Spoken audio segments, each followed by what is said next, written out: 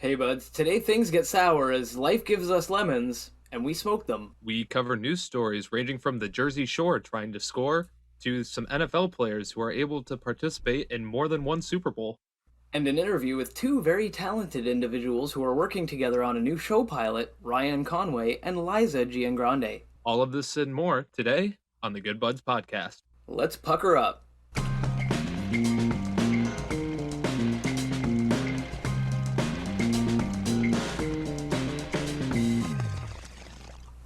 What up? It's your boys. Welcome to the Good Buds podcast, the show where good buds smoke good buds and talk about them. I'm Curtis. And I'm Shank! And this is episode 26, airing Monday, March 1st, 2021, on Spotify, YouTube, Anchor, Google Podcasts, Apple Podcasts, and many more. Thanks for joining us. Before we start, I'd like to thank Lumen Spot and My High Shop for sponsoring this episode. Check out the links below in the description, and we'll talk more about that later. But also today, we have one more very special sponsor, and that is Curtis's mom. That sounds extremely weird, but he is right, because it was approximately 26 years ago to the day.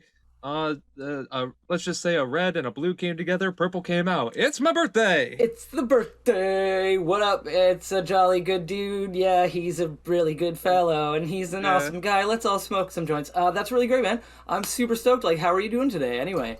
Man, I'm doing great. Like, couldn't ask for a better day. Every little thing is gonna be all right. It's a good day. Good day. It's awesome.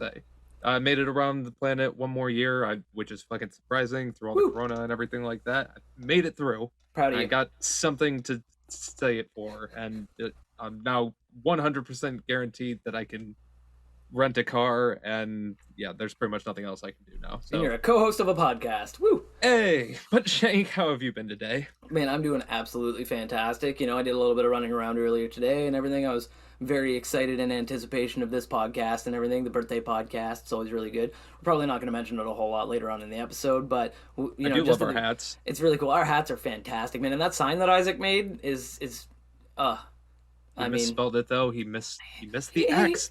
I know he does what he can, though. You know, I mean. Anyway. Yeah, but no, yeah, I've had a good day, man. It's been fantastic. But obviously, before we start getting into the main podcast guts, I would like to remind the people at home to check out our Facebook, Instagram, and Twitter, as well as our subreddit for some really cool behind-the-scenes stuff and funny-ass content that we post regularly. And if they check out our Discord, there's some awesome conversation going on there. We check it in daily. Links will be downstairs in the description for you to all check out at home.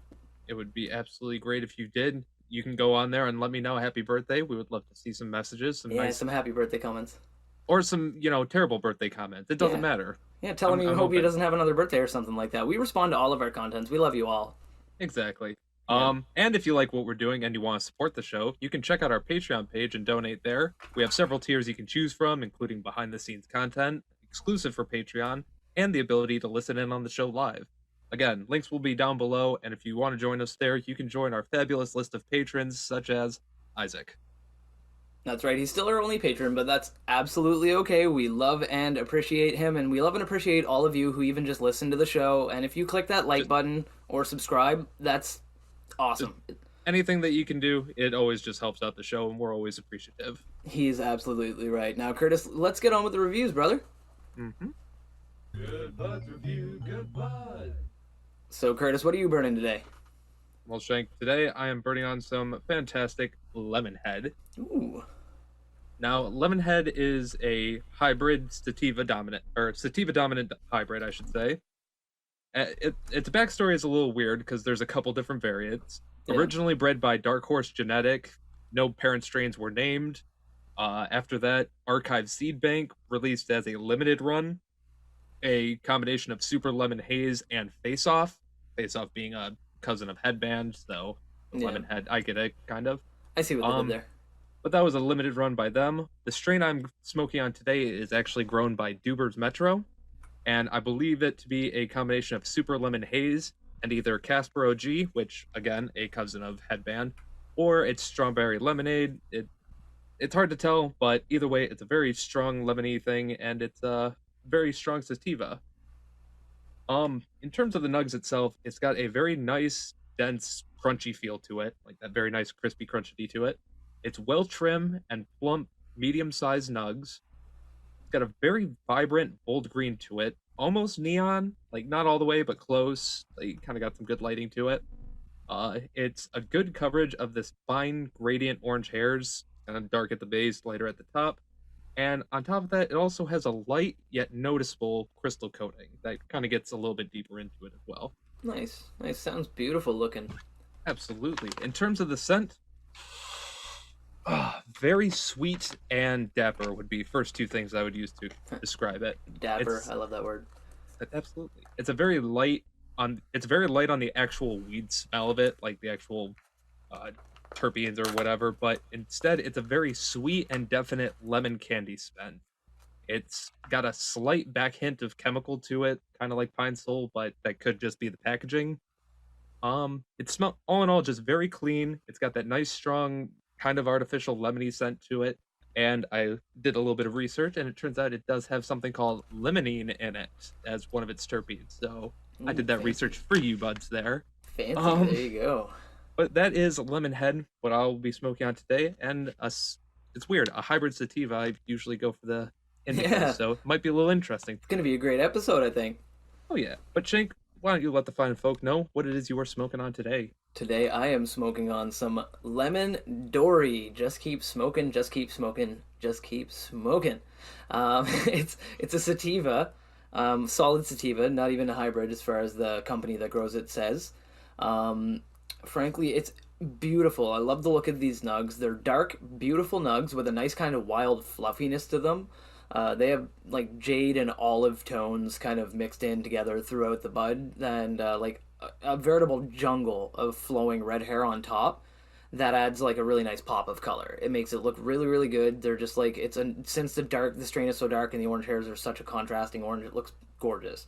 And there's a nice generous coat of crystal on top of the outside of everything, like very noticeable crystal, which makes it shimmer in my favorite kind of way. Like when you look at it and you just hit it with the light just at the right angle. It's like, Bing. bling bling. It's like you can put it on a necklace and people be like, damn.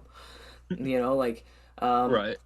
now as for the smell of this weed, it actually kind of surprises me a little bit because with the name Lemon Dory, I expected it to be like super super super lemony.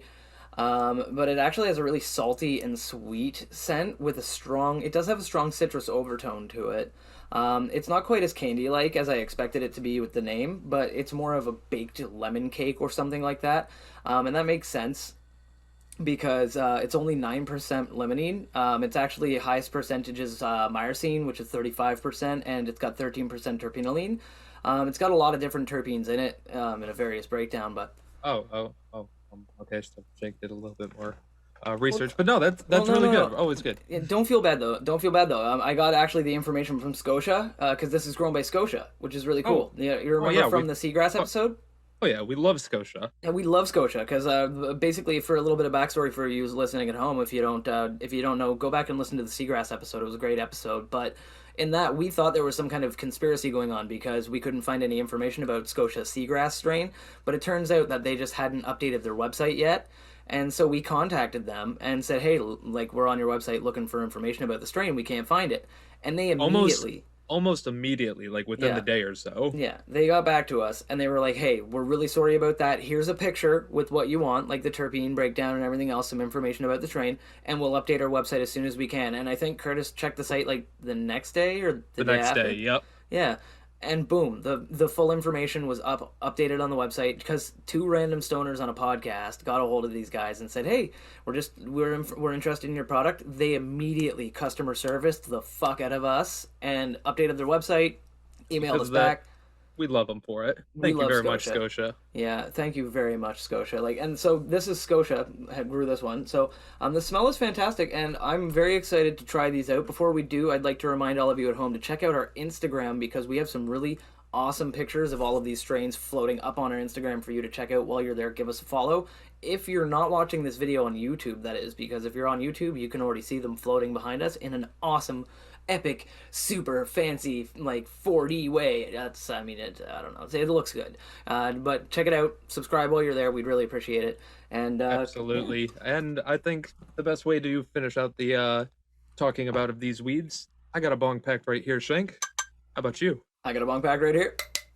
And for all of our buds at home, if you got a bong, a bowl, a blunt, a joint, a vaporizer, doesn't matter. If you got something to smoke Some out of, now is gummies, your whatever. chance. Well, not gummies because they don't exactly. Well, you can eat the gummies, but don't blaze it. But for Don't everybody smoke else, the gummies. grab your lighter. Let's blaze it. Toke Yep. shkaboke. Smoke.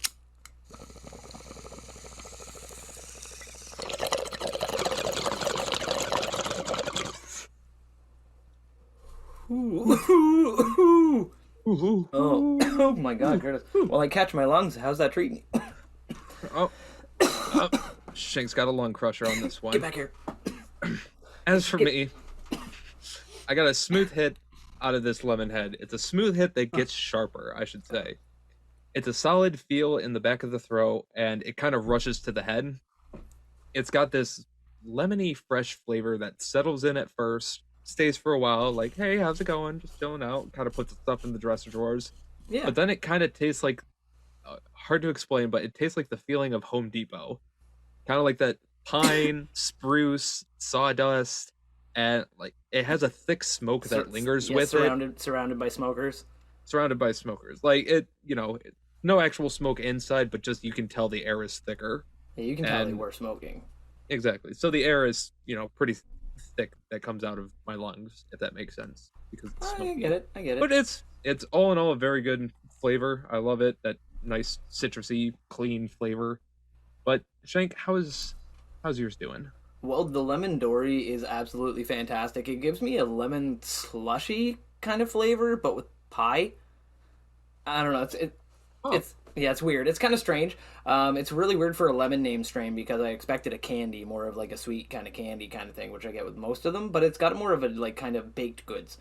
You get a good hint kind of like lemon. A meringue almost. Yeah, meringue would be a really great description, like a lemon meringue or a lemon tart or something. Right. And but it's a very back of the throat hit that takes your lungs with it on the way back out. When you're exhaling, very very full exhale. It felt like the thick was so smoky it was creating a vacuum in my chest. It has a nice smoky aftertaste with a grassy hint to it. But frankly, it's enjoyable. I like the overall flavor. I love the taste. I love the smoke. But what are people online saying about these strains, Curtis? What do you think? That is a fantastic question. And before we get into that, as always, these are the online opinions of other stoners who are online, and we are other stoners online giving our opinions to the online. Opinions. On to Montepia. Okay, so anyway. I swear that's getting longer every time. Good. So the lemon head is it was kind of hard to find some specific reviews on this because again there's different variants of it, but the general conception is that it's a creative and very energetic head high. It's a nice euphoric rush that leads into a good working / do things mode, kind of an up and going type of weed. It's good for anxiety. Yeah, it's good for anxiety and depression. There is a slight munchie warning that is in order, but otherwise seems pretty well. Yeah, I'm sure you've got some birthday cake or something there nearby to munch on if you need to, or some McDonald's or something, like some birthday Mickey D's or something. Of course, I got birthday Mickey D's, but of course. What are they saying about that lemon Dory? Well, this lemon Dory, aside from just keep swimming, they're saying that it's a pretty typical sativa. It says it's happy, euphoric, energetic, creative, and calming. Good for getting stuff done when you need to get stuff done. Good for relaxing when you want to relax. So I like that kind of like just all around good sativa. You can smoke it for whatever. It's It's a Swiss Army knife. It's a Swiss Army knife of weed, right? But there are no real downsides. They don't say that there's any kind of like dry mouth or munchies or anything like that. But obviously, I am prepared because we always say weed treats everybody differently, and be prepared. So always beverage, just be prepared. munchies, Bevs, munchies, fucking a bed to nap on if you need it. If I'm ever more than an arm's reach away from a bag of chips, I've probably been replaced by a pod person. So just keep that in mind. So that's absolutely fantastic. And like I said before, the folks at home should check this out on Instagram. Like, go down there. Our Instagrams, our Facebook, our Twitter, everything. Just go everywhere, like us, anywhere that you enjoy content while you're taking a shit. Give Curtis a birthday sub. Just subscribe because it's his birthday. That would be awesome. Exactly. You can follow my personal Instagram on Goodbuds at GoodbudsCurtis, and Yeah. you can show me some love there for my birthday. But you can also follow Shank. Show him some love there. Yeah. He has a birthday eventually. It's true. I'm at Goodbuds Shank, and I do eventually have a birthday at some point. I may be an immortal being that lives inside the internet, but I do have a birthday. And with all that, I do have a joint rolled up right here. I have a joint rolled up right here.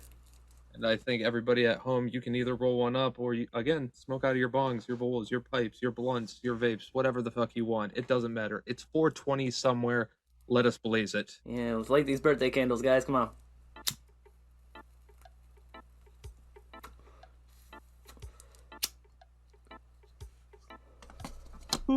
Oh my dear sweet baby crumpet Christ on a cupcake. That is pretty damn delicate. It just got a fuck ton sweeter on this. I just got hit by a completely different flavor profile, man. Alright, so round 2 of what are we tasting like, because obviously this is having a different effect entirely. Alright, Because so on both of us, so Shank, you first. it's much more piney and foresty. It's much more like woodsy flavored. Like the bong hit was very like baked goods, but this is more like walk through the forest and getting slapped in the face by pine needles. It's like a lemon pledge cleaner. Like lemon pledge cleaner. That smell, like the feel that the smell of that gives you, not the actual taste of it, because obviously it's going to taste like chemicals. Nobody at home listening to this podcast right now taste lemon pledge. It smells good. It probably doesn't taste good. I don't want you to tell me whether it does or not. If you tell me in the comments below what it tastes like because you tried it because of this podcast, I'm probably going to call you an idiot. Just saying. So, forewarning, guys. But it tastes like the smell of lemon pledge, but not as lemon pledge probably would smell or taste. You know what I mean? Like, it's weird. No, I get what you're saying, because as for me, it's like it tastes like significantly more lemon. Like, I'm getting a lot more of it, and as opposed to it like fading into that piney kind of flavor that it was before, it's sticking with the lemon and actually kind of coating the mouth and kind of making me salivate a lot more because of that. So I can really understand why this study. one actually doesn't. So I can finally understand why this one actually doesn't give you like cotton mouth. Yeah. Because I am salivating so much because it feels like yeah. I'm tasting a lemon candy, and it's like sour. Yeah, that's the kind of ASMR people tune in for. They love that ASMR. But no, man. Loves it. But no, I know what you mean though, and I think it probably has something to do with the fact that it's like when you're drinking through a straw. Like, you ever see that stupid ass fucking challenge that was going around on YouTube a little while ago, where people try to drink stuff through a toilet paper straw? Yeah. Like a toilet paper tube, and they try to drink out of it, and that's obviously not going to work because fluid dynamics and vacuums, like, to suck with enough pressure to get the volume of liquid up there, you're gonna fire it into the back of your throat and die. I've seen other videos where other people did like 100 straws, and they're like, "Can you drink out of 100 straws?" And it's like, even if you could, because of that, there's enough fucking space in between all of it where the fluid dynamics just don't fucking. It just doesn't work. It won't work. Yeah, so it just won't work, right? And so like the size, so it's like, I think it's probably because the change in the volume. It's almost like going from an explosion to a rocket. Like, it's just the shape of the nozzle. And I think the fact that we're smoking it through a joint and it's like more direct smoke in a stream coming back into our mouth and hitting our tongue in a more condensed area rather than a bong hoot, which kind of like fills your whole mouth at the same time. Well, mind you, the bong hoot also is filtering it out through water. Specifically on mine, I at least got a perk filter, so I'm getting a double filter at least. Yeah, that's true. And it's probably the paper gives it a different, like, adds a bit of a flavor to it as well, and you're not losing any of the smokiness. I probably know the answer for you, but what paper are you smoking out of today? As always, I am smoking OCB. ever trustworthy and my favorite brand of paper, OCB Premium. Sponsor me if you're listening to anybody from the pod from OCB. If you hear me right now, please sponsor me. See, they would if we were both using it, which oddly enough, we're both using OCBs today. Both using OCB. I'm using the organic. I'm using hemp. the organic hemp version, single paper, single wide, unbleached. So again, beautiful, beautiful. Go OCB. Oh yeah. Like, seriously, OCB, if you're out there and you're listening to us right now, sponsor. I will be the biggest brand ambassador you have around. I will shout out your graces from the rooftops. Just saying. I already do it for free. I mean, if you pay me, I'll do it even harder. Giggity. Giggity. But no, that's fantastic, man. Like, I'm glad that the flavor profiles for both of us kind of changed a little bit, and that just kind of like lets people know that if you're at home and you have a different method of intake, if you're if you're at home and you're smoking, I don't have a pipe nearby me at this immediate moment. So if you have a pipe at home and you're smoking at home and you have either one of these strains and you burn it through a pipe and you want to hit us up in the comments down below and say this is how it tasted for me through a pipe, that would be cool. I'd be like, sweet, man, like. Now we have even more information because Curtis and I we love smoking weed. But I could go grab my pipe right now. No, let someone else at home try it out, man. Well, exactly. Let those beautiful people listening right now try it out, right? Because that's the cool thing. If you guys comment down below, we can check it out and be like, oh, sweet, man. Because Curtis and I, like I said, we both love smoking weed. But what we ultimately love about smoking weed is it's like Pokemon, man. You gotta catch 'em all.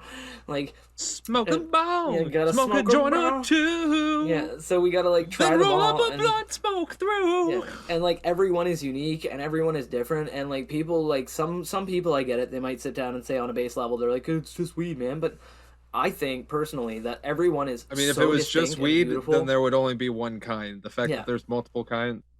That's like saying it's just flowers. It's like oh, I bought her a bouquet of flowers. Like, what'd you get her? Like fucking I got her dandelions because they're all the same, right? Roses, just dandelions because they're all the same. What are they? Are they there's 8 billion different types of flowers on the planet and people just 100% they accept that, but they're like, weed is weed, man. It's like, no, dog. So Curtis and I, we love trying them all and learning what we can about them in whatever way we can. So if you you hit us up in the comments and you're like, hey man, I tried one of those strains and this is how I felt about it. We're going to be like, thank you. That's amazing. We appreciate knowing your experience, right? Did you try it? Did you try something from a similar company? Did you try something from a different company? Did you try something... What did you smoke today? We want to fucking know. Let us know your experiences. We might smoke on your weed. Hell yeah. If you guys say, hey, I tried this today and it was fantastic or whatever, or post a picture of your weed in our subreddit. Go to our subreddit, our Good Bud sub on Reddit, and post a picture of your weed. Just, slap a picture of some nugs down. It doesn't matter if it's, leafy shake. It doesn't matter if it's, top shelf bud. We'll check it out and we'll give you an upvote and we'll be like, hey man, good for what you got, proud of you, thanks for sharing. We just appreciate people sharing because we share with everybody all the time, and we just want you guys to know that we don't we don't mind giving and giving and giving, but we're happy to hear from you guys too, right? It's always makes our day. 100%. Exactly. Dude, fucking god damn it, I had something in my head. Hold on. Fuck. Oh, we got this. Let me reach in there. Oh, no. God, fuck. Oh, shit. Okay. I had something that I was going to talk about, but I already forgot it. Yeah, I think I squished it when I was in there. I'm sorry. Okay. Also, what's 2 plus 3? You don't know math. Don't worry about math. We're fine. But anyway, it's on a different subject before we get on to anything else. It is your birthday today. I'm very happy, man. I'm stoked to have known you for another year, another birthday, another, like you said, a trip around that big old ball in the sky, the solace above our head. I'm very, so yeah. So it's So it's pretty good, man. I'm stoked, that we've known each other while this podcast has been going for. I know. A big chunk of that, yeah. I mean, not even a big chunk. I mean, remember, we've only started back in August.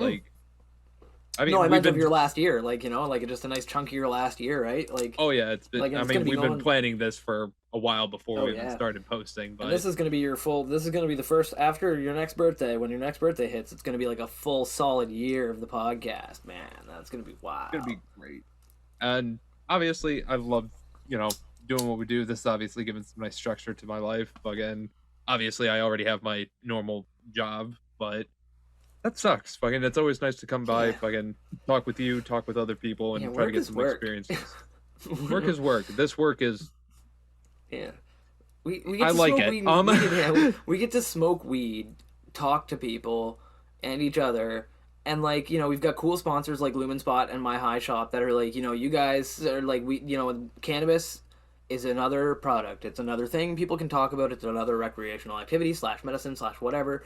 And They are happy to associate with us, and we are so lucky for that they can sponsor us and help us out. Well, before we start getting more into them, actually, I think we do need to run into a quick ad spot real quick. Oh, yeah. Here we go. So, Good so idea. let's run into that right now. Do you like fashionable and unique clothing? Do you like things that shine super bright when exposed to light? Do you like discounts? Do you like advertisements that ask, "Do you like?" over and over, knowing there is no direct way for you to answer back? If you answered yes to all of these questions, or even just the first three, check out lumenspot.com for some lit clothing and accessories, and use the code GoodBudsPodcast at the checkout for 50% off and free shipping. Thank you, Lumenspot, for sponsoring us, and thank all of you for listening. Check it out today with the link below in the description. Very nice, very nice. Now, Absolutely. we always got some stuff Love- happening. Love Lumenspot, man, Lumenspot's just fantastic. It's such a good company. We love them. We love them. And we also love what's happening in the world right now. I mean, True. it's getting better since 2020, obviously. 2021's been not Interesting. as fruitful, but there's still some good things to come. That's And true. to let people know about that, we need to get into our next segment, shall we? Oh, yeah, I love this one.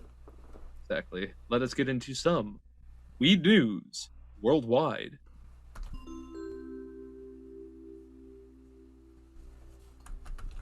All right, and for the first story today, I'm going to be covering something very interesting. It's essentially a story about how New Jersey has decided to shake things up a little bit with cannabis, cannabis and their laws. So essentially, this is fantastic. It's good news. I love starting the news off with good news, right? Oh, yeah. Like, good foot. We're the good buds. Let's start off with some good news. I usually cover people getting weed taken away from them.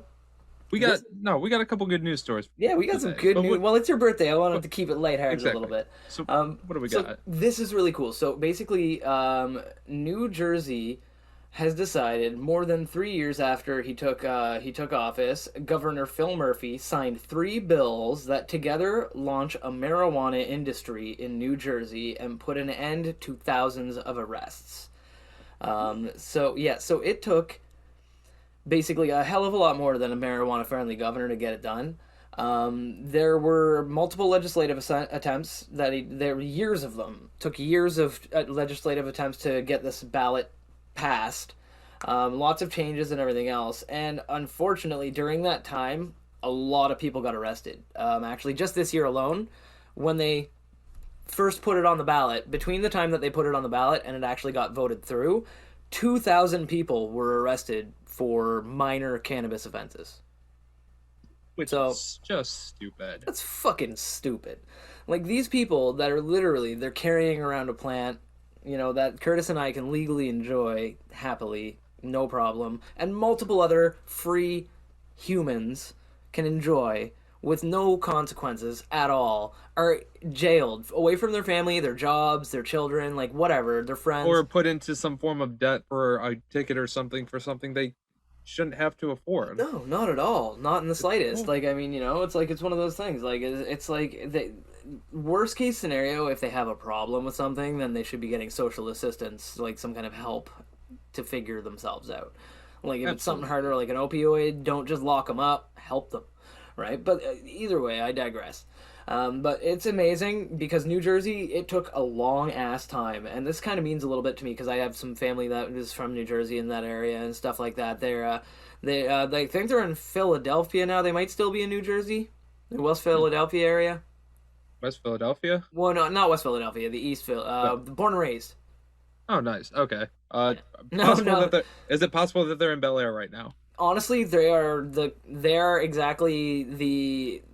super classy individuals. Every single one of them. They're some of the most lovely, happy, nicest, kindest individuals I've ever met. But they are fairly wealthy, and they would fit in. They would fit in there, no problem. If they moved out there, they're a beautiful family. Like, the whole family's gorgeous. Like, every one of them. Of course. But, like, anyway, so, like, but yeah, like, it makes me really happy that New Jersey decided they were going to take the step, legalize cannabis. Now, basically, for now, People who want to legally buy marijuana in New Jersey, like from a store or something like that, are going to have to wait for a little bit because the state needs to start licensing dispensaries to meet the public As need. always.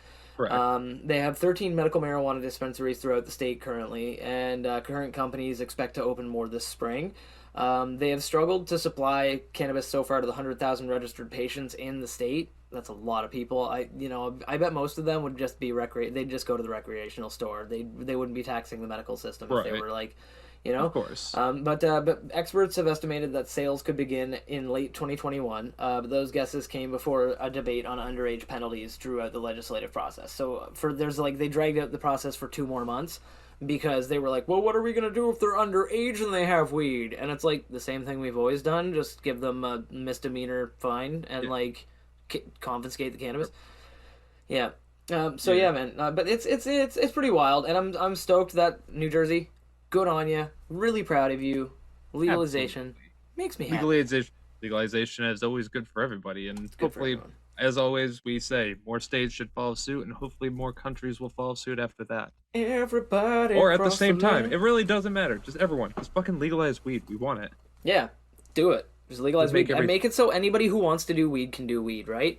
That brings me right into yeah. that brings me right into my next story, actually. Beautiful. Because our next story is actually specifically about a certain type of American at least, that needs to be able to smoke some marijuana, and that is NFL players. America. As the NFL explores how marijuana and CBD can be used as opioid alternatives for players. Nice. Now, this story comes courtesy of Marijuana Moment, and essentially what's going on is now in the off season after the Super Bowl and everything like that, before the new season of football starts, the NFL is partnering up with its pain management committee to essentially take, it's taking research and everything like that to understand more about pain management and the athletic performance for NFL players with marijuana and other kinds of supplements to get more away from opioids, essentially. That's fantastic. So this notice lists 3 areas of interest in particular that the NFL is looking for. One is the potential therapeutic role of medications and non-pharmacological interventions that are considered to be alternatives to opioids in routine pain management of NFL players. Medications may include, but are not limited to, cannabinoids such as CBD. So essentially, can they take CBDs as an alternative to opioids with it having a similar effect? I know for a fact. I remember reading a long time ago that football, like American football, is like one of the most brutal sports on people's bodies.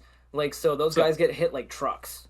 Exactly. So this is essentially what is the therapeutic role of CBD or other substances instead of opioids. Yeah. The number 2 thing that they're looking for is the impact of cannabis or cannabinoids on athletic performance in NFL players, whether or not it affects their physical game in the moment at the time. That's smart. They got to test that out because obviously they can't just let them go on the field without thoroughly testing. Even though we know, and there's years of studies showing it, it's smart for them to do their own independent study because they'll show what everybody else does. Absolutely. And for some reason, people trust the NFL doctors more than regular doctors. So, and the number 3 thing that they're looking at is the potential therapeutic role of medications and non-pharmacological interventions that are considered adjunctive to routine post-surgical orthopedic pain management in NFL players. So what is it for recovery in case a torn ACL, in case they need surgery or something like that, rather than getting addicted to opioids or painkillers like that, can they just take marijuana or CBD to treat the pain? Yeah. NFL is looking at all these things. At least long-term. I believe in short-term opioids, long-term marijuana.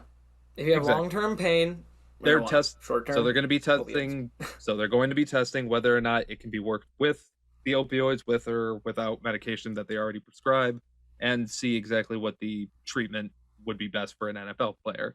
Nice. Now, in similar vein, the MLB, Major League Baseball, decided in 2019 to remove cannabis from the league's list of banned substances. So they can consume marijuana without risk as long as they aren't under the influence while they work, which it appears the NFL is going to be doing kind of the same policy.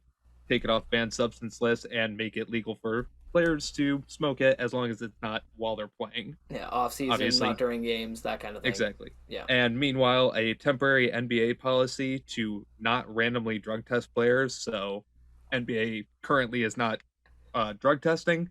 As of right now, it's I love the looking direction that the world's going in. that's because of the coronavirus, but it seems like that may become a permanent thing for the league as they're kind of determining it right now. Like, So, frankly, we don't care. If they come high on meth, then it's going to be a really entertaining basketball game. I don't really care. Like, you just don't care on who's using marijuana. I think well, obviously yeah. No, if someone shows up high on coke, they'll obviously know and they'll test that guy and then be like, yeah, Exactly. you're high on coke. So, but like we said, NFL, good for you for finally removing that and allowing your kudos. players to properly medicate themselves as they see fit. Yeah, and if anybody out there is an NFL fan, make sure to say that's good on you guys.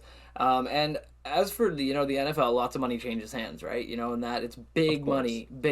Like like when they do something. Yeah, that's something else to mention. If they legalize, cannabis for the NFL, imagine the fucking market. I know That's gonna go just like boom. They don't have to gonna endorse it or anything, but is the Broncos a football team? yeah, Broncos. Yeah, they'll have the Broncos. That's the Denver thing. Broncos. They'll have like Denver Broncos, Denver Bonkos. They'll have like bongs in the fucking. Well, no, not even that. They'll have to legalize in some way, shape, or form because otherwise it would be a strategic disadvantage. If the Denver Broncos and the Detroit Lions can smoke and take CBD, meanwhile the fucking Texans and we all know that the tax money that the NFL pays into America is a big influx. So the government's probably going to be like, all right, guys, the NFL's behind it. We got to get behind this. So. Right? But yeah, even just that, it's a complete disadvantage because, like I said, Denver can smoke it, Texans can't smoke it. So, make it legal so the Texan football teams can have the same equal amount of treatment as they do. And the government's probably going to do it because the tax money is going to help them out. Exactly. Yeah. So, but no, that's like fantastic. But it's fantastic because that's obviously that's going to be big money, so they can invest in weed companies. But another reason to invest in weed companies is because they're selling right now. They're changing hands, and that leads into my next story. Oh yeah, what you got? My next story. This is super fucking interesting. Now, people at home may not know this, but we started recording our calls through Zoom. We've gone through several iterations of how to record. We've gone through everything from our PlayStations from the beginning. You might even tell from the audio quality that we're recording on our PlayStation. From PlayStation to Discord to Zoom. We tried this one weird thing from China. It didn't work. Did not work out. But anyway, we've tried several different things, and but we're on Zoom right now. But this marijuana purchase, someday the Good Buds podcast, we're gonna be worth millions of dollars someday. I believe in us.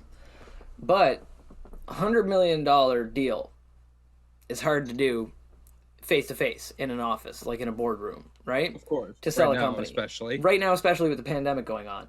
But can you imagine doing one through a Zoom call? Oh God. Yeah, no, straight up, that is what happened, man.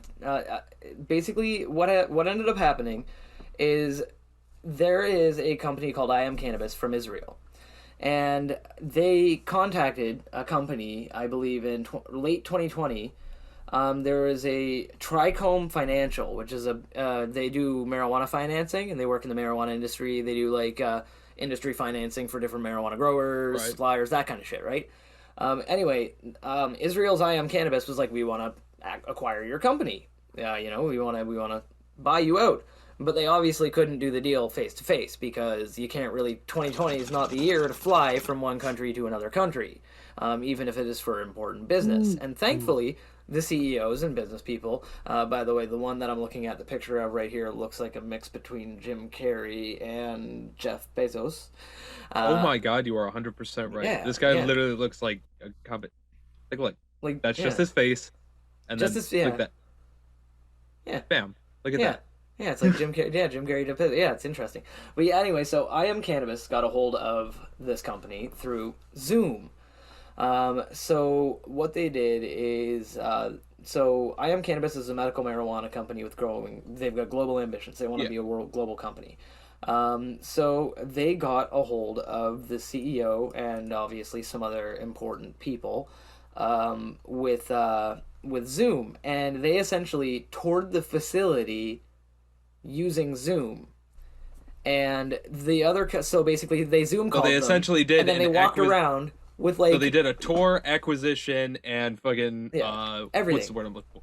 Negotiations. Yeah, all that over So Zoom. acquisition, so negotiations, a tour of the facilities, Appraisal. yeah, an appraisal, a tour of the facilities, everything else through Zoom, all through Zoom, the same thing that we're using right now, to make a $100 million deal. Damn. That is the Yeah. biggest legal drug deal that's probably ever happened That on is Zoom. probably the biggest legal drug deal that has ever happened on Zoom, and it is amazing, man. And now essentially they asked a few questions. They talked with essentially with one of the important people, the CEO. His name's Oren Schuster. They spoke with him about a few things, asking, like what challenges they faced, and obviously Rona, duh. Like everybody knows, Corona made any kind of By the big way, business deals. Oren Schuster is the guy who's the Jim Carrey, Jeff Bezos look like. Yeah, that's the Jim Carrey Jeff Bezos look like. His name is Oren. But Oren Schuster, yeah, he's he was asked a few questions about it, what kind of things they had to overcome and how hard it was. Basically, talked about it was very difficult. He's happy to be working with companies globally. He's happy to grow their presence, and hopefully this is going to be good for their stockholders, which I agree, because get into the cannabis industry now. So where can they check out that full interview, Shank? They can check out that whole interview on MJ Biz Daily. I'll have a link down below in the description for them. And my other first one, I didn't say, it comes from NJ.com. We'll also have a link down below in the description for that other story about New Jersey as well. Very nice, very nice. Yeah. So now, yeah, that's pretty much it, man, for that. It's a big ass fucking deal. Cool. Now, really quick at the end of this, I do have one very last story to tell. And this one is just going to be quick because it's kind of just a general common sense type of thing. As we've all heard on the internet, there's fake vape cartridges going around, essentially. Fake ass vapes. Fake ass vapes. You can essentially find these on like certain people who are selling them off of like Instagram or unlicensed websites and shit like that. Wish.com. If you buy a vape from Wish, though, you're fucking getting idiot. what you deserve. Like, I'm sorry. Exactly. I'm not, this warning doesn't apply to you. Not even that. Some people are even just selling them straight out of like garages and shit like that. Yeah, Facebook Marketplace and shit. Yeah. So, the essential just common sense knowledge. There's a full article here on Leafly.com. Link will be in description. You can check it out. But they essentially are just saying the most important things are to look for licenses and packaging to check for actual things that are regulated specifically in the market of where you're at. For example, manufacturing dates, packaging dates, batch numbers, lot numbers, the respective labels and warnings that your state is supposed to have. And then also check to see if... And no duct tape labels, guys. If you see a duct tape label, just no. Also check to see if the company, per se, that you're smoking on is actually just a knockoff box of something. Because people can do that. They can just change the box around and sell you that. It's true. And then you don't know what you're smoking out of. It's true. They have a whole list here of, solid reasonings and stuff like that, and I wish I would go into them more, but you can check it out. We have a pretty decent interview for you guys later, so I want to make sure we have plenty of time to introduce both of them. So, Absolutely. With that being said, I think we're going to run into a quick little ad spot, don't you think, Shank?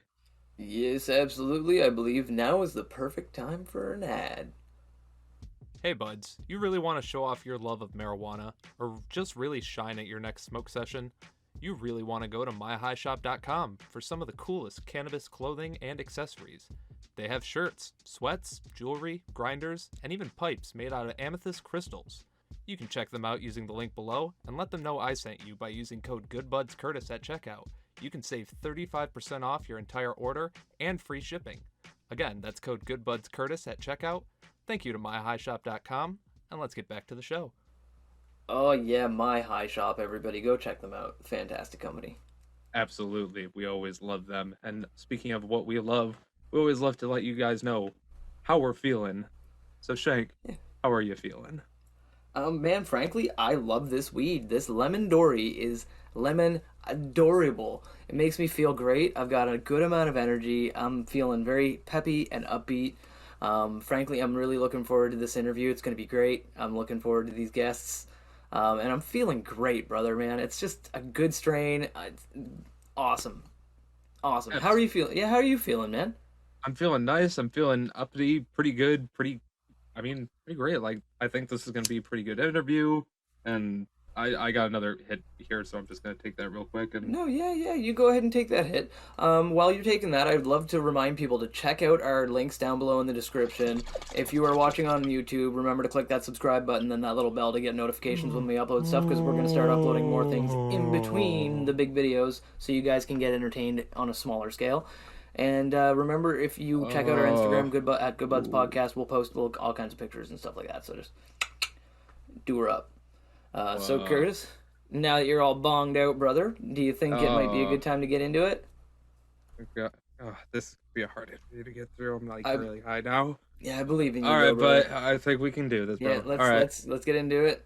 Let's get into the interview. Hey, buds. Today we're here with two very special guests. They're going to be starring on a brand new TV pilot airing here soon. Today we have Ryan Conway and Liza Giangrande. How are you guys doing today? I'm okay. Hey, it's nice to have you guys on the show. It's great to have you here. We're super stoked for it. Going to be great interviews. Like Curtis was saying, these two are going to be on a TV show pilot. You can check out some links down below in the description that we're going to have there for you. So, Curtis, we'll handle our first question as we always ask our guests. As always, we always ask here, are you guys partaking in the marijuanas? I'm good. No, not today. Oh, okay. Okay. Right now, no. No. Okay, there we go. That's okay. And obviously, we always say you don't need to smoke weed to be a good bud, right? You just got to be a good bud. Exactly. Love that. But then me and Shank are always avid stoners. We're gonna take a quick little bong hoo here. So for everyone at home, if you do want to join, let us blaze it. Take a moment to like, comment, subscribe, and share this with all your friends. And ASMR time. Yeah, I never smoke, but I always said that if I was going to smoke, it needs to be like a special occasion. So, like, if I met I'm like, oh, I'm going to smoke. Makes sense. You know, when you win your Oscar someday, after you thank the Good Buds podcast, light up a huge joint right on stage. Exactly. And then you We'll and Liza sponsor can it. walk up. Then you and Liza can walk off stage and We'll get it You for know, you guys. So applause. it'll be sponsored by us. I'll they'll walk on stage with a bond, just say this is for Good Buds, smoke it, and then just, for the Maybe Good I'll Buds split podcast, that I'm going to turn this down. into a bong and smoke out of it, and then you'll have to turn your Oscar into a bong and smoke out of it. That sounds like a fantastic plan. Beautiful, Exactly. beautiful, awesome. So now that we've had our hoots, for our first other question, aside from smoking marijuana, I think Curtis did a little bit of dive into this one. He wanted to ask you about some of your origins. So Curtis, you can handle the first question here, brother. So essentially, obviously we've done our research here. So first and foremost, what exactly was some background that kind of got you into the filmmaking / acting, actressing positions that you find yourself in today? Like, what were some inspirations? What kind of led you to the path that you're at today? Liza, you want to go first, or you want me to go first? Yeah. So growing up, I would always watch like classic movies with my grandma. I feel like everybody has that experience. You like sit down with somebody you love, if you're lucky enough, and they show you a movie that really inspires you and makes you feel a certain way. So for me, specifically, it was like Singing in the Rain and like The Bandwagon, watching those with my grandma, and then watching like Goodfellas and like classic John Candy and Steve Martin movies with my dad. That made me really want to like The Jerk is perform. still to this day one of my favorite movies. Oh yeah, so good. Yeah. So those kind of things made me really want to see if I could get a handle on it, and I started just like singing and dancing and performing like most kids who are lucky enough if their parents spoil them like that. But yeah, so I just really always loved it, and it wasn't until like after college that I really wanted to like go for it, Like as pursue it, call yeah, it. like yeah. pursue it, yeah. It's I like to say it's like with the podcast. I don't like people are like, oh, are you gonna go for it and like try to make a go of the podcast and everything else? Yeah. I'm like, well, like this is the thing is, I'm going to focus an appropriate amount of time and energy on the podcast, and I'm going to work on it constantly when I have time, as a hobby, and if it starts growing, I'll work on it then. But as it stands now, I mean, I'm just gonna focus time and effort on it and keep surviving, right? Yeah, I think the important thing is to always like do it because you love it, right? Like that's why we're all Exactly. here.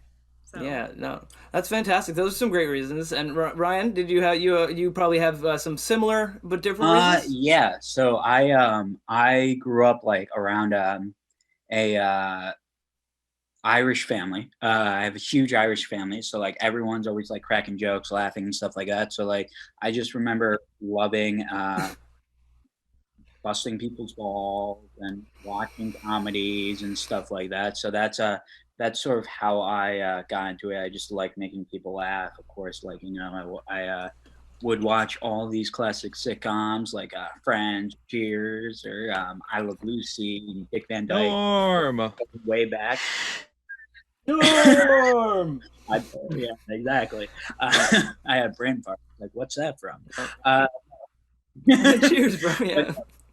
Yeah, We got thank you, man. We No. got you.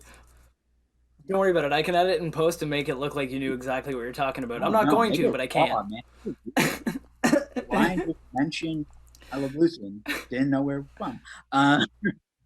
No, it's true. It's true. No, No, but but yeah, yeah, I that's mean, cool. like comedies and all that stuff, and obviously, like I also love just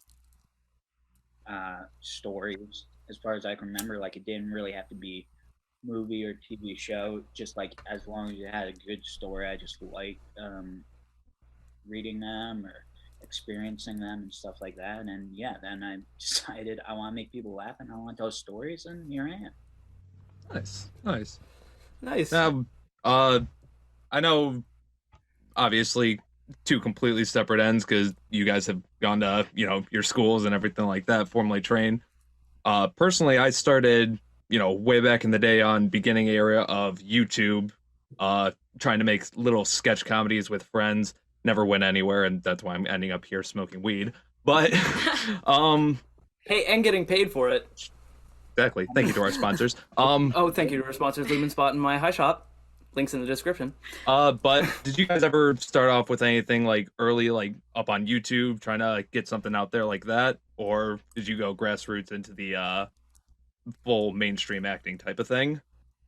that's a really good question. I did not do anything via YouTube because I wasn't that tech savvy, but I did used to like make all my siblings do like plays. Like I would write plays and like make them sing and dance, and they were miserable. But I would be like, guys, Perfect. this is there very any other way? important. See, so that's called the Stanley Kubrick method. You keep your Yeah. actors and actresses miserable, and you get a great performance, right? Exactly. Like And especially it's- when you have a captive audience, and years and Yeah. years and years and years, years and years later, there'll be a controversy about it, but people will be like, Absolutely. yeah, but she was an artist, okay? I was like, you're all just a sprinkling of Shelley Duvall, okay? I'm the Exactly. leader here. But that Nailed was it. definitely a big thing for me. And then I just got really lucky and booked like some professional stuff like early on. But I think like, like I said before, it's always fun to like go and like make your own things with like friends. Like I love TikTok now too, like which I feel like is the new YouTube, but like watching people I miss like, make Vines. stuff I is miss awesome. Vines, so I find myself very Yeah. frequently tempted to watch TikToks. But Yeah. I'm on YouTube all the time, and people on there watch TikTok and they weed through all of the garbage and they Yeah. find the good stuff and they put them on YouTube. And I'm Oh like, yeah. thank you. The real heroes, the real MVPs out there are the ones who go and take Right. one for the team by watching the TikToks Mm-hmm. that I don't ever want to see, and dealing with the whole navigating Anyway. TikTok maze. Yeah. And I put the good ones up. Right. Yeah, but it's like the new Vine, right? So yeah. Yeah. That's I used to do fantastic. that all the time too, like Saturday morning little Vine Yes. compilation. Get the Nice. day Yeah. going, so I have a Nice. giggle. Now- There you go. There you go. Now, Ryan, Ryan, I think Ryan, you were gonna say something Yeah. about that, weren't you? How about you? I just wanted to make a comment. Liza, did you ever force any of your siblings to break down crying? No, I reserved like the great dramatics for myself. She I didn't was go. like, She anybody didn't go want full to Kubrick. see me cry? Anybody want to see me cry? me? No.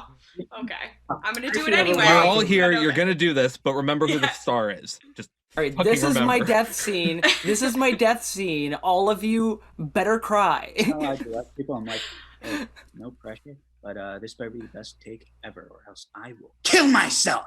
And then turn on the performance. I'm just like, oh, okay, you saved me.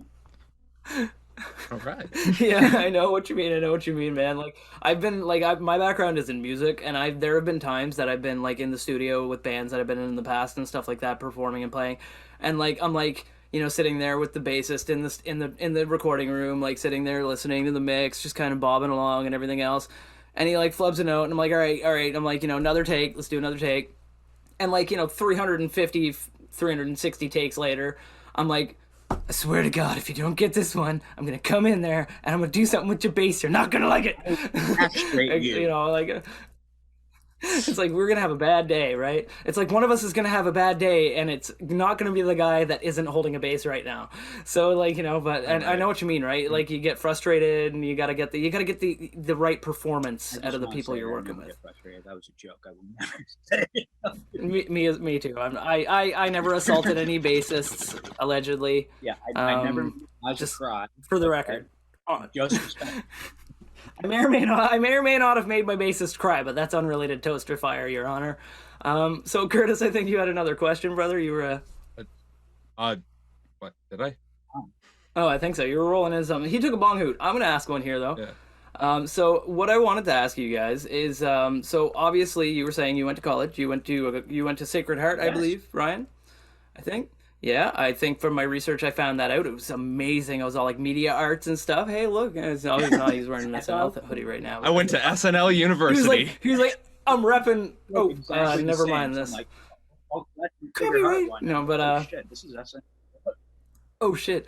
But no, so obviously, your education was in media arts. I learned that through my deep Google foos. Did you go to for something similar, Liza? Is what I wanted to know. Is when you went to school, or was it unrelated entirely to acting? You went there as just to learn something that you wanted to learn, Yeah. maybe have a backup plan, but So I Unrelated went entirely? to college in the same town as Ryan, but a different university, the better university.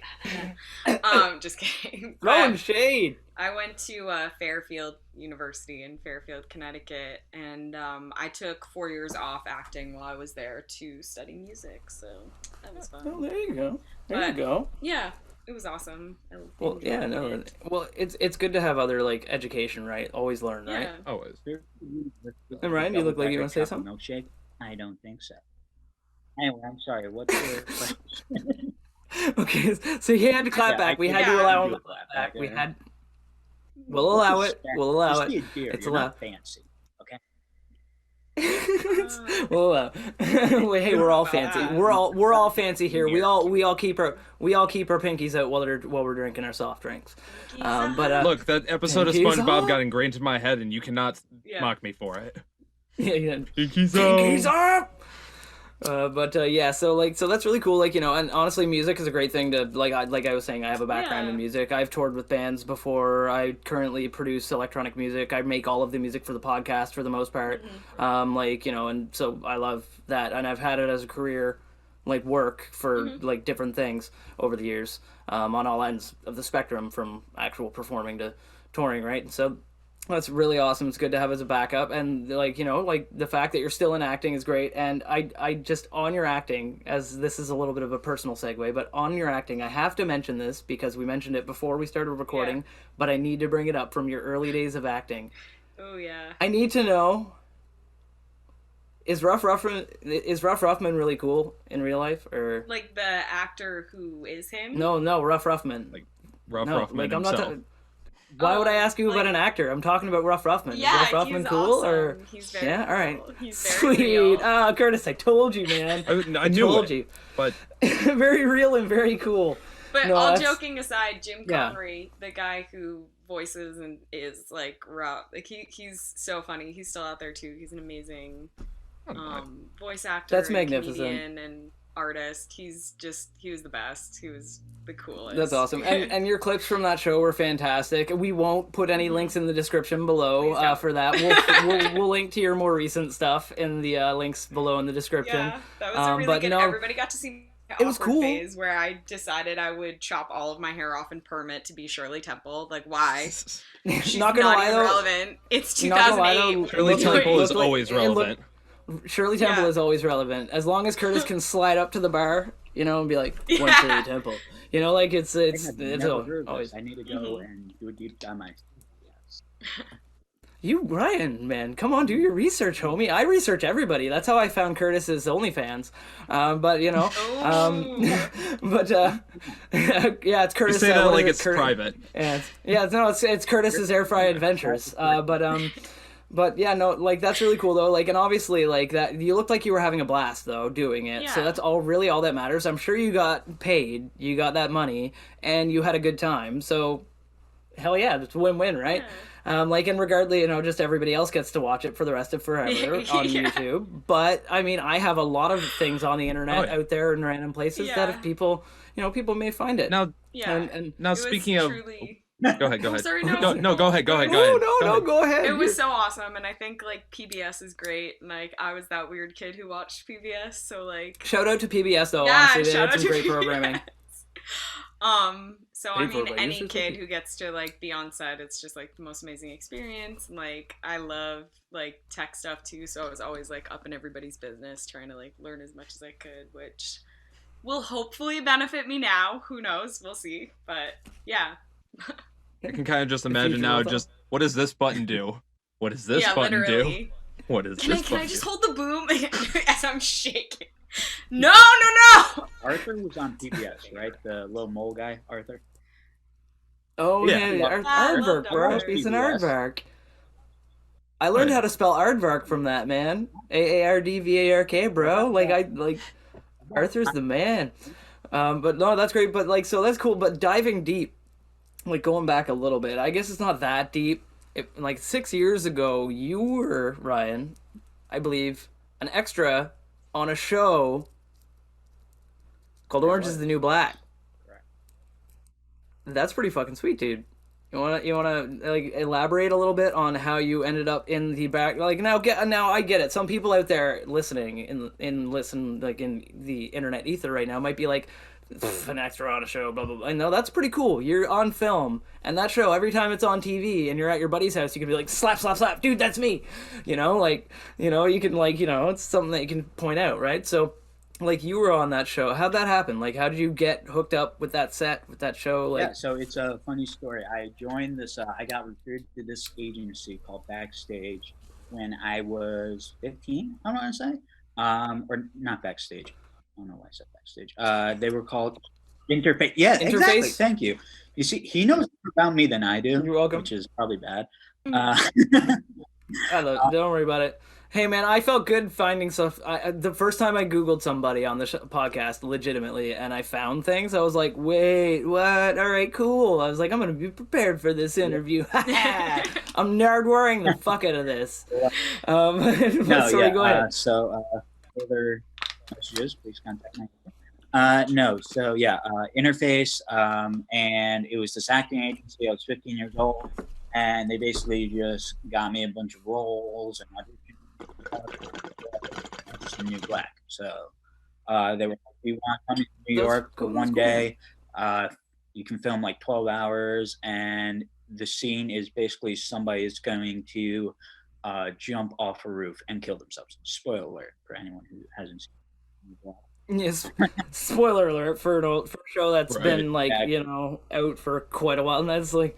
By the way, Dumbledore dies, everybody. I don't know if you know, but Acting. Look That at was that. beautiful. Wow. I And just found out scene. that there were two Dumbledore actors, and I thought my entire life was a lie. Stop. The guy who played he's the old guy in Gladiator, which is my dad's favorite movie. Yeah, Oh, Dumbledank, yeah. Yeah. Insane.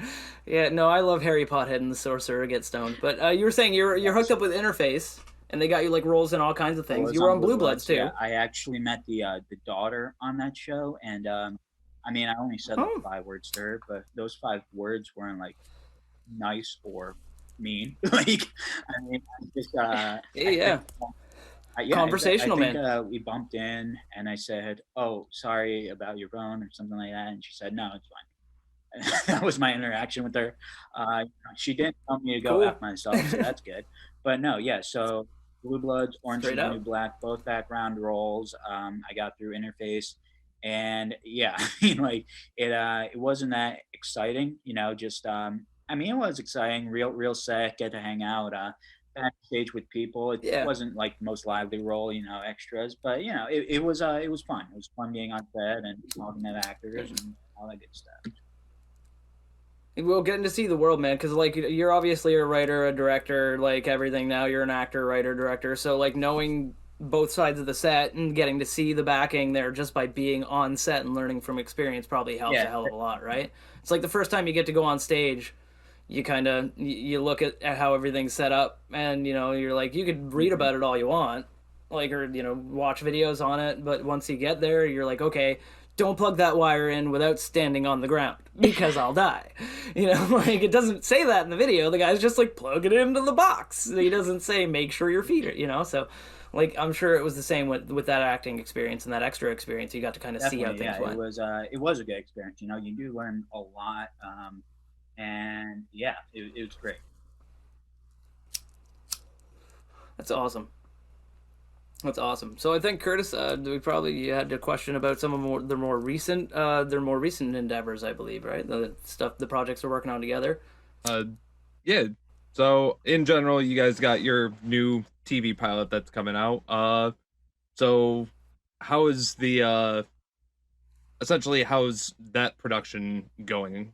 Essentially, what kind of led to it getting made, and how's it currently Yeah. going? So about let's see, I'm 24 right now. About like 3 years ago, when I was 21, I was entering my senior year of college.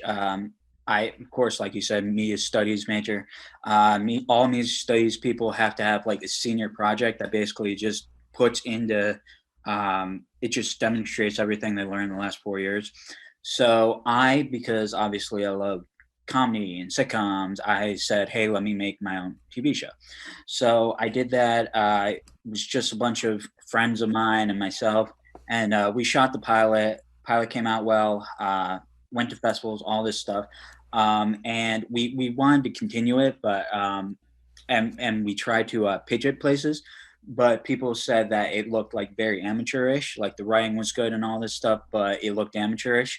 So then about like a year ago, I said like I'm not ready to give up on this. I think this is a great idea. I think like it could be something that gets made, and I just like wanted to reboot it, so to speak. So we have a new pilot. Obviously, we casted new people who are like so talented. Liza is of course one of them, and yeah. So now we're just getting ready to shoot a new pilot with an entire crew with real actors, with just a better script, in my opinion.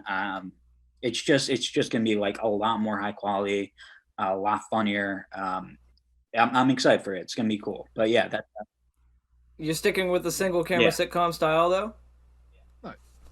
Thank you. We need more of those. Thank you. Like I know, I hate the way that a lot of entertainment, especially comedy's gone to the just really boring places. It's really predictable, like really stupid, like kind of and the single camera sitcom when that started becoming popular, it kind of started humanizing comedy again, and it made it funny because I find humanized comedy is way better. Like I don't like slapstick is funny, but slapstick to somebody that deserves that slapstick is even funnier. Like it's like Andy falling in the pit. Yeah. You know, Oh, so chef's good. kiss, right? Chef's friggin' kiss to that, I'm right? in So the pit. yeah, I'm in the pit. Yeah, 5,000 candles in the wind. But yeah, but like straight up, like that's cool, man. And I'm glad you're rebooting it and you're doing stuff different. Obviously, Liza, you're working with her. She has a fantastic resume, obviously, for stuff she's worked on. So, um, like, what are some of the have you faced a lot of challenges because of the corona and everything like that, like with production and stuff? Obviously, state to state travel's difficult and that kind of thing. So you have to kind of keep things close. I know a lot of productions have been moving things to a more localized setting. Are you trying to do Well, that, or? we originally we had planned on trying to make this happen in December. I think I don't know, Liza. When did we let you know that you were involved? November or something like that? I think the final callback ended up being November 14th, Yeah. right? It was, Right. How many before people auditioned Thanksgiving. for her role how many people auditioned for her role that you were all like, compared to Liza, you guys suck, you're out? yeah, Like, How many people a got the lot? boot? What? It was I'll probably a give lot, right? Like, you don't need to be specific, but you can I'll give me a range. A range about for Liza's role, because Liza auditioned for 2 roles, because I asked her to audition for 2 roles. Across. No. Is it twins? Yes.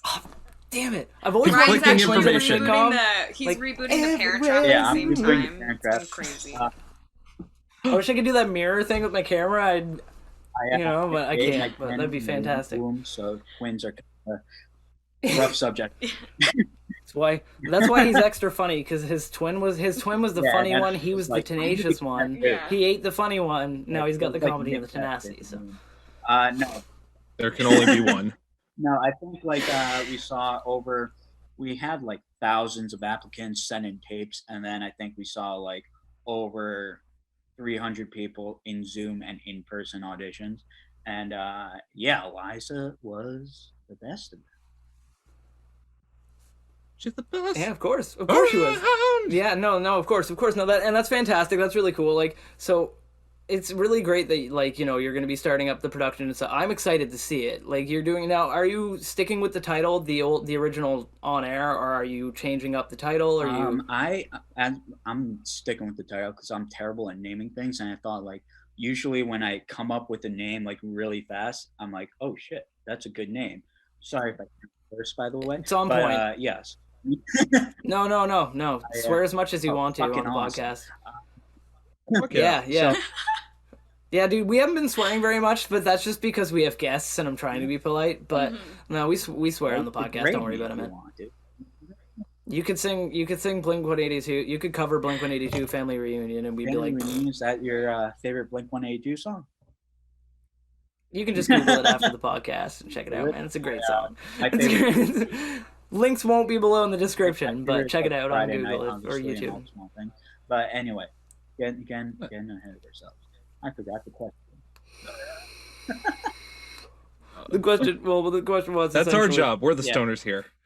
Yeah, no, that's okay. That's okay. You're allowed to forget as much as we So do. bad, I honestly, if I smoked, it'd just be awful. Like it'd be. honestly, in my opinion, if you're having a conversation good enough that you forgot the question, then this interview is going better than it should. So that's fantastic. You know, like if other interviews, they can sit down and be like, so in this next feature that you're preparing to be in, it appears that you are playing the character Ryan. Now, what did you do to prepare for this role? Fuck that shit, man. No, man, like, dude, frankly, it's really cool that you guys are doing this exciting, you know, work together. You've done, like, you know, I think, Ryan, recently you worked on Broken Hearts and Broken Dreams that came out Yeah. this year? Not this, no, Last year. well, Last yeah, year. It's 20. It's 2021. Yeah, it's 2021, so that Into just each came out other last now. year. It's weird.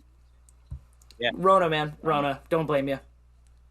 Yeah, like Liza was saying before the podcast, she hasn't left her house, like, aside from Yeah, left her house time about is 15 minutes wibbly on the wobbly, bus, timey and wimey. So I forgot I had a backyard for a minute, but It's one of my favorite quotes. My friend told me, and it was back in April, I think, or no, not April. It was back in like August.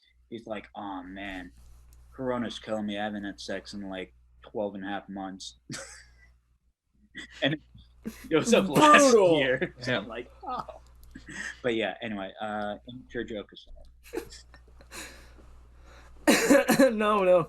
Honestly, that's like it's. I think it's really interesting, like, cause I was saying, like Curtis did the YouTube thing before, made like funny YouTube shorts with his friends and stuff like that, and like you know like Liza does, you know, enjoys watching them TikToks and Yes. enjoyed the Vines back in the day and stuff, and like, and my thing is mostly I just do like stupid little songs, like I'll make like electronic songs to release those out into the universe, but like.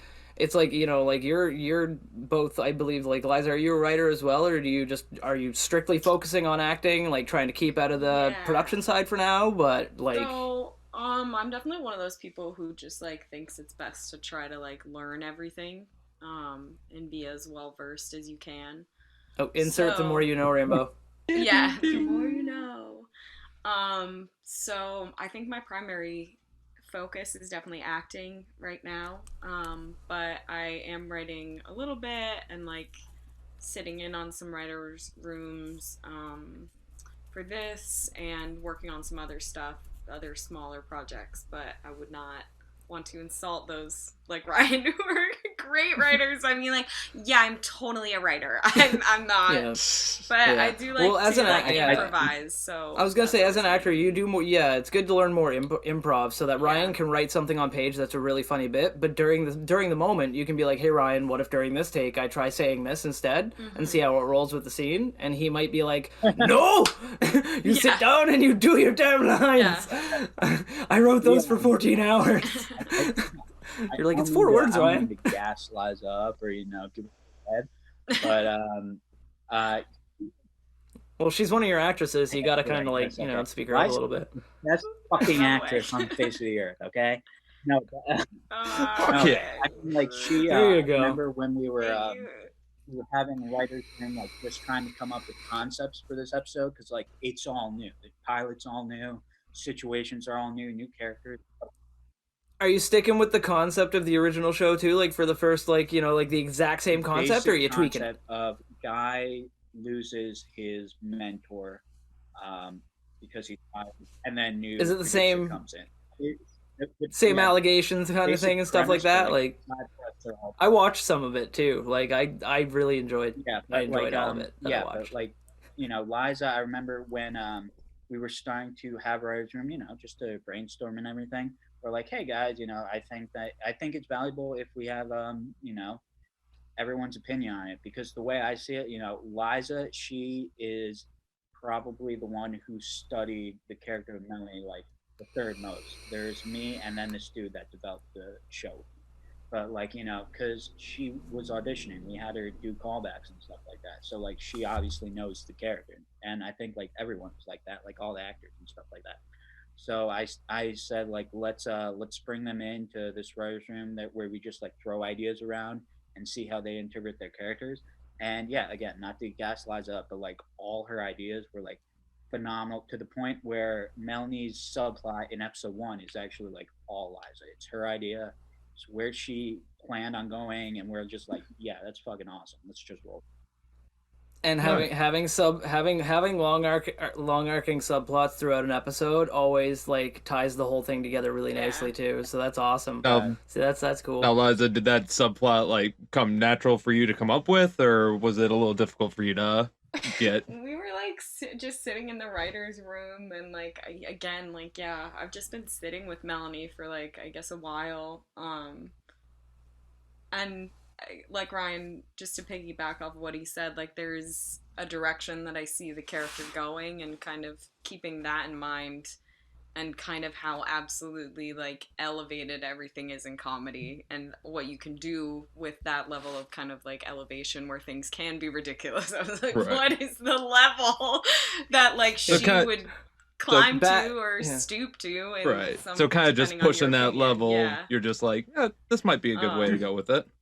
And she seems like definitely the person who doesn't let go of things, so that definitely factored into kind of the ideas there. No, but yeah, it's all about like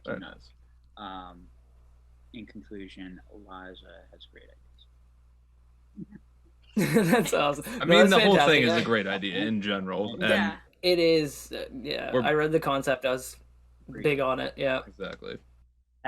Yeah, and we did some just like some test stuff, small stuff, and so far it's been really, really fun. Ryan and his team are amazing, and I love like my fellow actors who are on the show. I've worked with one of them before and quickly got to know everyone, so it's nice when you are in the environment where you can just kind of like bounce off of everyone and work off of each other in like a happy environment, with your passion. So it's always been very warm, welcoming. We never feel like we're like stepping on each other's toes. It just has like that kind of exciting. I love that. I like hearing that too, because it's like Curtis and I with our podcast, right? We have fun. We have a great time when we're here, when we're working on ideas together before the podcast. We're like having a great time, just like enjoying ourselves, and it makes it a better experience all around. Like it's not just for us, but for people listening, because you can tell when people on set are having fun. Yeah. And we try that with our interviews too. Obviously, we're not like I said, I did the whole uptight impression earlier already once, and it was terrible. I won't do it again. But yeah, like we try to have more fun and just kind of be more laid back than most. Yeah, and to piggyback off intense. Liza, man, we're piggybacking. You piggyback as much as you want, man. Just don't play leapfrog. Piggyback and can I piggyback off of that piggyback? That piggyback We is got, like, allowed. we got like 5-dimensional piggybacks going on here. I'm loving this. At this point, We're breaking they're the whole YouTube Marvel video. Universe, yeah. At this point, they're both hovering. Okay, it's like Liza was there's a lot of Okay. not piggyback. But yeah, I mean, maybe this was just me and Chris, who like developed the show with me. He's one of my best friends. But like we both, when we had like the final callbacks in December, and that's when we let everyone know like who we were gonna cast. We had like. Yeah, You got the part. No, but like we had everything. that was my Liza impression. Did I do it okay? Yes, I get very excited, but I think it's also, this is one of those things, like, I like to work hard. I like to... No, I get it. You earned it. Well, you worked for it. Obviously, and so, you like, had to audition. The announcement is, like, it's But- just never enough. That's the thing I love about it. It's like, okay, but when do we start working more? Like, I'm ready to go. Like, that's great, but what's next? Like, Quiz. Do you Yeah. remember when I told you got it and what the reaction was? I was like, Do you remember yay! what we were doing when I told you? I think we were locked out of yeah. the studio. We were locked Yeah. out. I was pissed off. I literally like threw myself on the ground like a toddler. And then Liza's Yeah. right next to me. I'm like, oh, by the way, you got the part. Yes. Yeah. That's right there. Now what you got to do is you need to make that a scene in the show. Have like a dude throw himself on the ground, freaking out, flailing, kicking his feet, screaming, having a tantrum, and he's like, and then he just kind of stops, looks over. By the way, you got the job. Then he immediately goes right Yeah. back to the tantrum as if nothing happened. Like, it's okay. No. No. Then do a panic Write that down, shot. write that down, write that down. Then you don't need to credit me for this or anything. Then crane shot out, and just have everybody walking by, not even paying attention to them, as if like there's nothing happening. Yeah. Dude's just freaking out. Exactly. Happens every Tuesday. I mean, It's fine. Liza, maybe. Or Liza could maybe freak it was out. just for Chris and myself, but like we had everyone who got the cards come in to read, first time reading ever, right? Like as a group, we've never read each other, and maybe it was just me and Chris. Liza, let us know how you feel about this, but like as soon as that ended, we were both like, yeah, that was freaking great. Like it was like we knew each other, or like we've been working together for like a while. It was kind of insane. I don't mean to be cheesy, but it was magic. Yeah, it was definitely like a good group. You get that kind of like synergy feeling. Everybody's on the same page. Oh, yeah. Yeah. The atmosphere, as Chekhov would say, was a right, baby. But Nice. The atmosphere was alright, baby. was tight. Was tight. Yeah, it was really. It's always super exciting. I And think. like we just As someone who doesn't write but reads the words, to like see the stuff come to life is just like always really exciting, and when it goes well, it's even more exciting. I've taken a few, feel ill-fated forays into writing, but never comedy, just like fiction, and it's bad. It's all terrible. I would never let anybody read it. I want to read Well, I think the most magical thing about it. I might let you read it, Ryan. What is- It's mostly like it's kind of like grounded sci-fi. It's not like nice. I like kind of grounded fantasy sci-fi kind of Yeah. stuff. Like it's weird. It's like I don't want to give away too many details in case I Yeah. ever do want to publish it, but it's a pretty interesting story. It's about like essentially a society that operates on this really weird like day and night society split, like very like there's rigid a split. place that's And all it's- day all the time and all night all the time. No, it's more like they both live in and occupy the same city, but there's one group of people that are literally only operational during a set period of time, and another set of people that are only operational during another period of time, and they never What interact. do you mean? I don't want anyone. That sounds yeah. awesome. Yeah, that's just a little base synopsis thing. There's way more to it, but yeah, like I can't, man. It's dedication. It's what it is for me, because the podcast is easy. I love talking. So does Curtis. Like I talk more than he does. You can listen to the history of the podcast, but it's cool because we complement each other very well.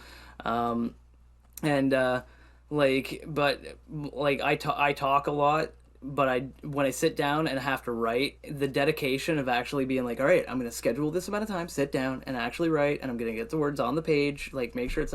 Nah, but the podcast, it's fun. I sit down and I do the audio. I edit the audio. There's no script. We script our ads.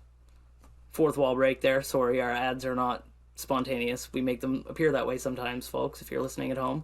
But we script them, sorry. Curtis and I work on them together on the scripts because I can't do it alone. But like I can't help but, like you, Liza, I admire the writers. Like Ryan sitting down in the writer's room. It like, how long does it take you on average to write an episode? Like one episode? I get in these groups, so it really depends. Like I remember I wrote an entire episode in like 4 hours once. And then there's somewhere else just like, I don't know where to go with this, and I still haven't finished them.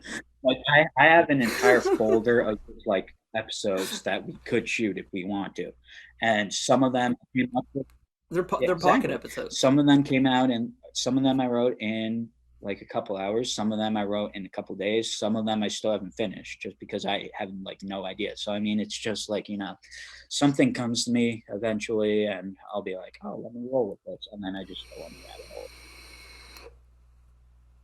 And then obviously, like, people inspire me and stuff like that. So like, I remember we shot some concept footage a couple weeks back, and I remember Liza said something when we were on set, and I'm like, let's just roll with that. And then we just scripted the entire thing based on that. So I mean, improv is so important in comedy. Yeah, it's so important. And like some of the best ever like comedic lines came from just like improv on the spot. Like one of my favorite quotes from Parks and Rec, kind of like from that show, is the main writer and the like main producer who made that show said that the funniest thing on that show ever was improvised by like on the spot 100% by why am I blanking on his name right now? He's super famous. Andy Dwyer. Chris Pratt, thank you. I don't know why I was blanking. He's super famous and he's super awesome. Why did I blank on it? I'm stoned, that's why. But anyway, on that, I remember the arbitrary things, but not people's names. But in the quote, he said the funniest thing ever said on that show was when Leslie was sick and she was complaining about her symptoms and stuff like that. He spontaneously spoke up and said, "Oh, I typed your symptoms into the computer and it looks like you have network connectivity problems." So good. And he just came up with it on the spot, like just randomly. He was like, I typed your symptoms into the computer and it looks like you have network connectivity problems. And like just out of the blue, like deadpan Andy Dwyer voice, and like it was the writer said it was the funniest thing ever on that show, and he's pissed off because it didn't come from the writer's room. And does that ever happen to you, Ryan? Do you write something and you're like, this is gold. I worked for like 3 hours on these 4 lines of dialogue so that they would be perfect, like everything. And you try to shoot the scene, and then during the scene, Liza's like, what if I just say it like this instead? And then she says it and it like hits. Are you ever like secretly like, slash your tires? Or you just like, I hope I don't. Thank you. No, obviously. I'm joking about that, obviously. If her tires end up slashed, it wasn't Ryan. I kind of like pride myself on being something. It's just like, I don't care if it's my work or not. Like, I just want to be the best I can be. So I mean, like, I'm sure there are some times when I'm like, oh, shit, that's way funnier than what I thought of. But yeah, it's just all about doing what's best, I guess, which is such a basic answer. Whatever. Mm-hmm.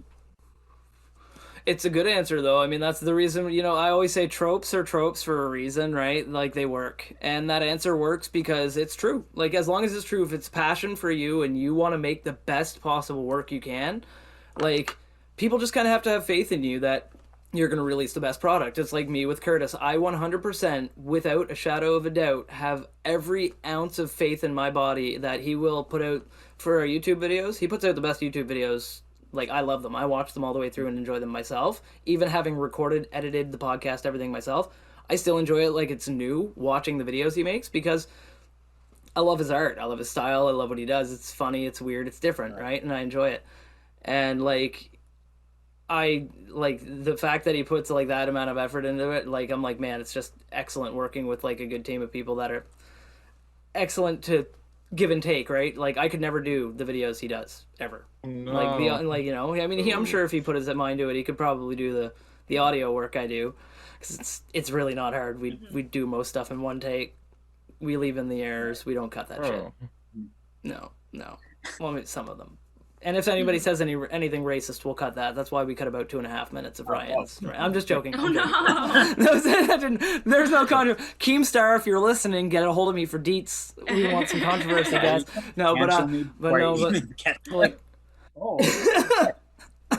pre-canceled.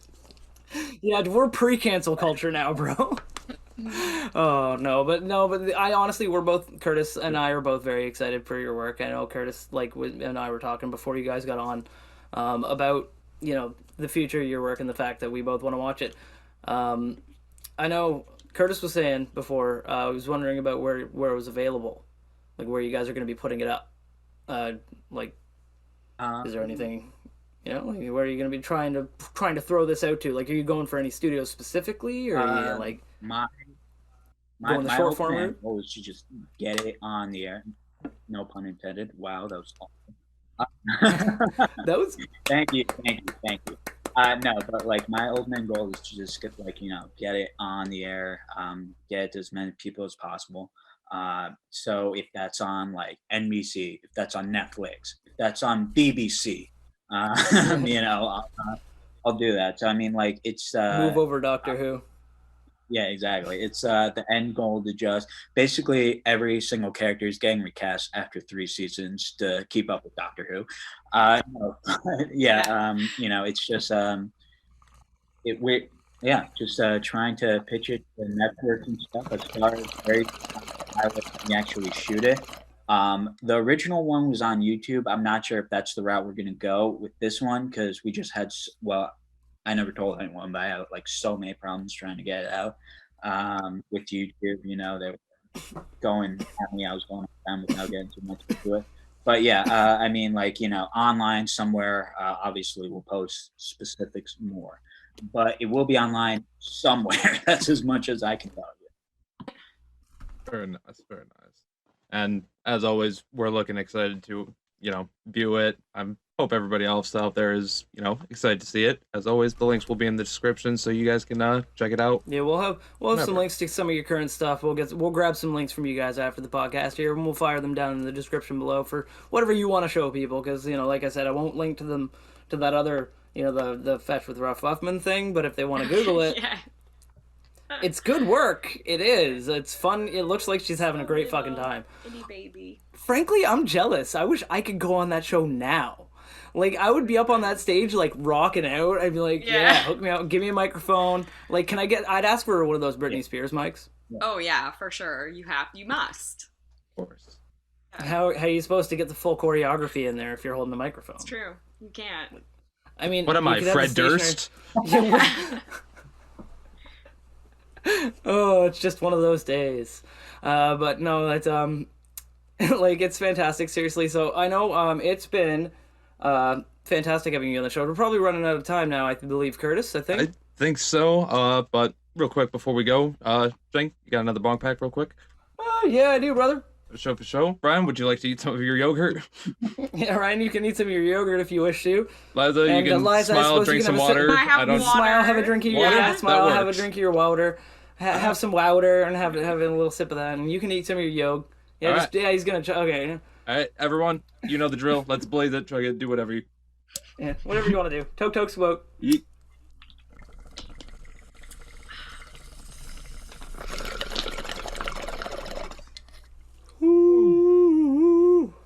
Oh yeah. Okay. Man, that's fantastic. That tastes so good. A lot of yogurt, though. That was a hell of a lot of yogurt, bro. I'm proud of you for finishing that bowl, though. You nailed it. Exactly. I'm proud of you. It was well done. And honestly, it was... All right, so honestly, it was fantastic meeting both of you. It was fantastic having both of you on the podcast. If you feel, when you're getting closer to airing or anything like that, and you're getting closer to pushing it out, or you want to do a media push, you're always more than happy to come back on. We would love to have you. just let us know.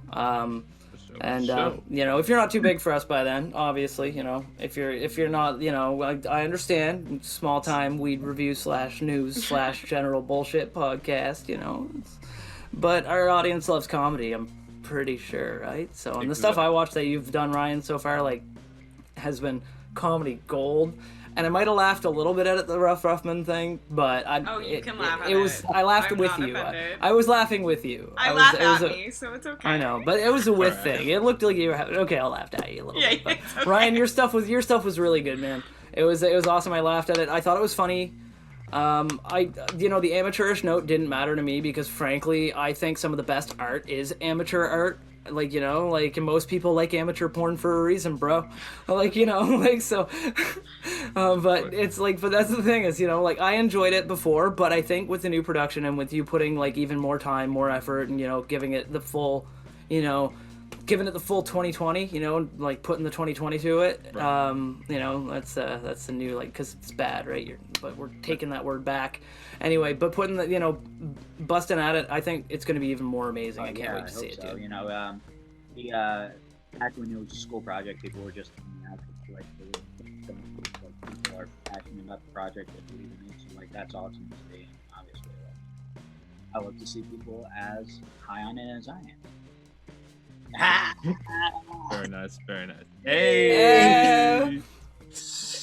I see what he did there. Very nice. I see what he did there. I love puns, by the way. You get like extra bonus points on this podcast for puns.